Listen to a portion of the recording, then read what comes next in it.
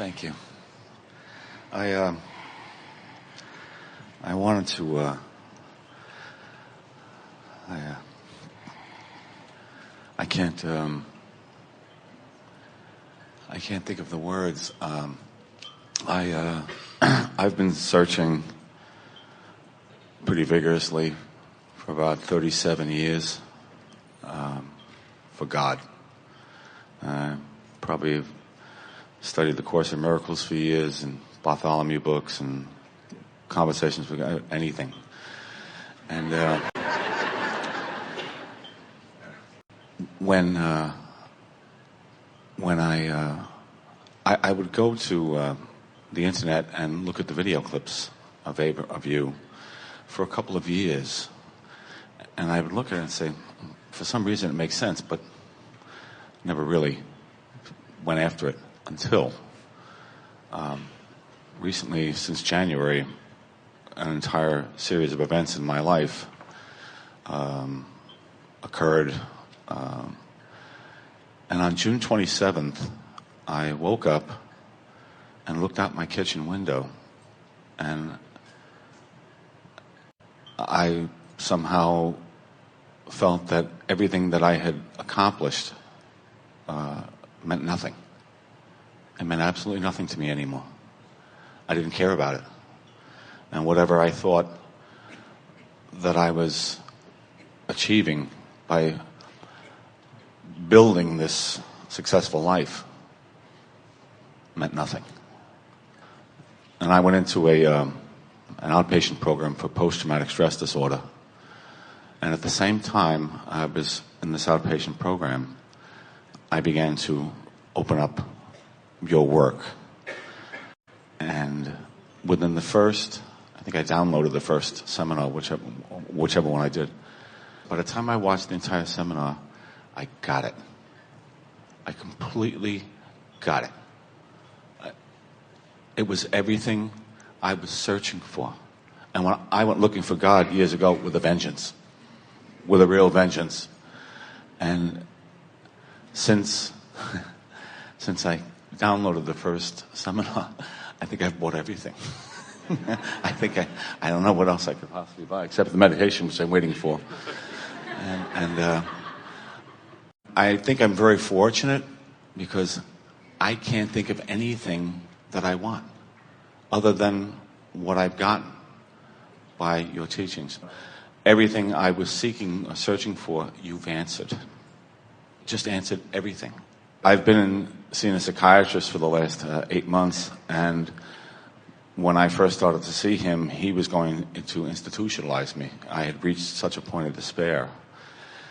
And if you were to talk to him today, he cannot believe what he's seeing, the transformation, to the point where I think it's changing his career.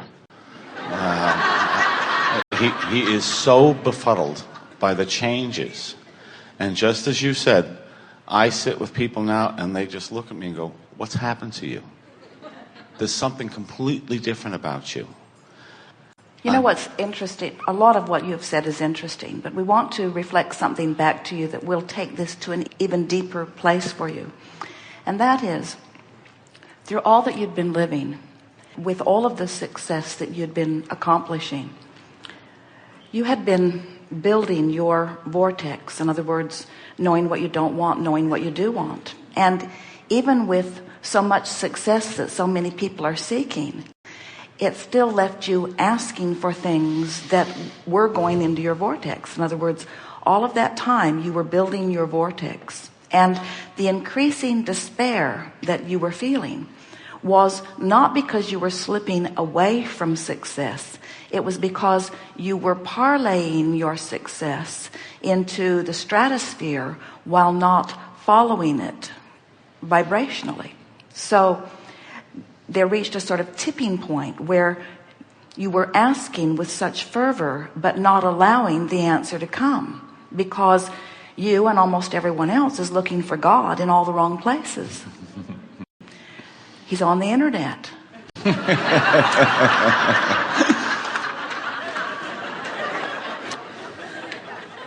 So as your desire is building and building and building, And it's interesting because when you want something and don't know how to accomplish it, so you don't allow it, it just makes you want it more. And then when you still don't allow it, it just makes you want it more. And when you still don't allow it, it just makes you want it more.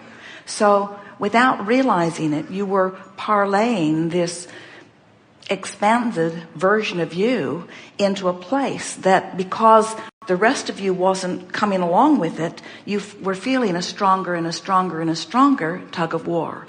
And then isn't it logical that once you found a way to begin allowing yourself to turn in the direction of who you were, it all came together in a very powerful way? Unbelievable. I was thinking of this as a couple of people talking before. I've been in AA for 27 years, and there's a saying that they have up. I was making a joke to myself. You should put a sign up and just keep pointing to it. And the saying is, let go or be dragged. Let it go or be dragged. And I have found that to be true for myself. If I don't let something go, it will drag me and just keep on dragging me. Well, the reason for that is because as you are expanding and becoming, this larger part of you is calling you. And you have to put up quite a bit of resistance in the form of beliefs that keep you from going. And we tease our physical friends and say, you're going. The question is, are you going willingly? Because when you have what you call your death experience, we call it your croaking experience because there is no death. We try to be disrespectful of it. When you withdraw your attention from this time-space reality, you will reemerge dramatically and quickly into this vibrational frequency of who you really are. So that's a very good advice sign. You are going. The question is, are you going willingly? That's right. Thank you. And I'll see you in June on the cruise. Thank you so much.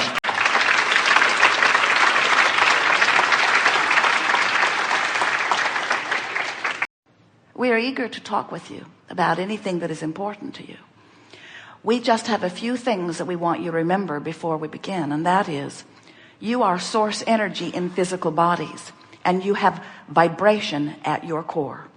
And the source within you, who you refer to as non-physical because you cannot see with your eyes usually, or hear with your ears usually, or smell with your nose, or taste with your tongue, or feel with your fingertips. You cannot translate what you believe to be non-physical through your physical format. So you make this really stark distinction between non-physical, which is by your standards for the most part unseen, and physical that you can count clumps on chairs about.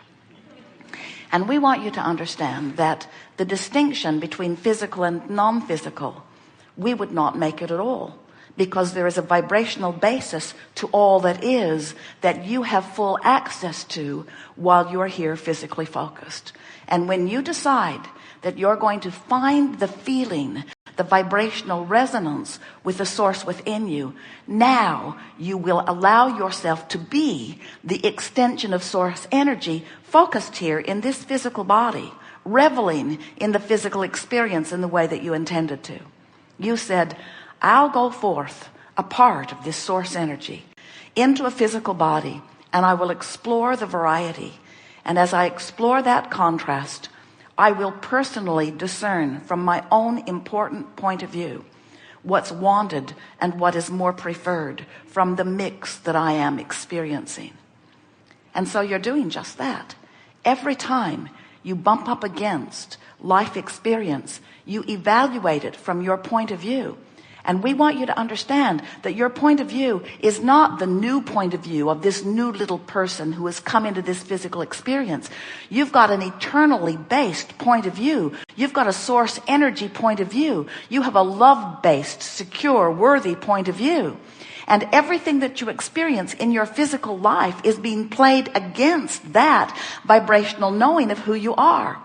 So when you were really little and some teacher who was in a very bad mood for who knows whatever reason chose to choose you as the one to make as his example of someone who was inappropriate, and he shined his spotlight of disapproval all over you, and you felt horrid, the reason you felt so awful is because he activated within you a vibration that the source within you will never, ever, ever, ever, ever, ever, ever activate. He caused you to focus upon yourself in a diminished way. And that diminishment that you activated was so foreign to the vibrational frequency of the source within you who loves you, that you felt that agonizing negative emotion that he convinced you over time was just your feeling of guilt or your feeling of acknowledging of your wrongdoing. And we say, it was nothing of the kind. It was just your early departure from who you really are, and the beginning of your forgetting the worthiness of who you are. So many of our beloved physical friends look to other physical beings for approval. You're born into a family who convinces you pretty early on that if you behave this way, we will smile and praise and reward. And if you behave this way, we will frown and condemn and maybe even punish and withhold. And so you began early on to acclimate to what others seemed to be doing in response to what you were doing. You let them train you away from the frequency of source to a frequency that is fickle and disturbingly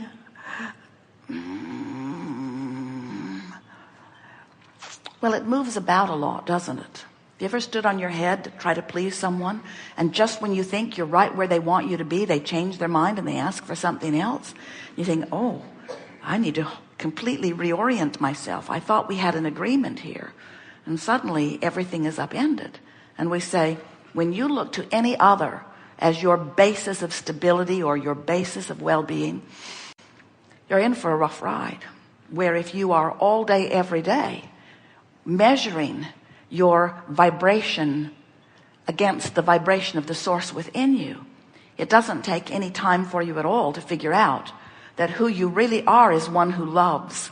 And when you find a reason not to, you're out of whack. Who you really are is someone who knows your own value. And when you are not looking at your own value, you're out of whack. You are someone who really appreciates the value of others. And when you find fault in another, you're out of whack. You are someone who knows the value of your physical beingness. And when you feel diminished about your physicality, you're out of whack.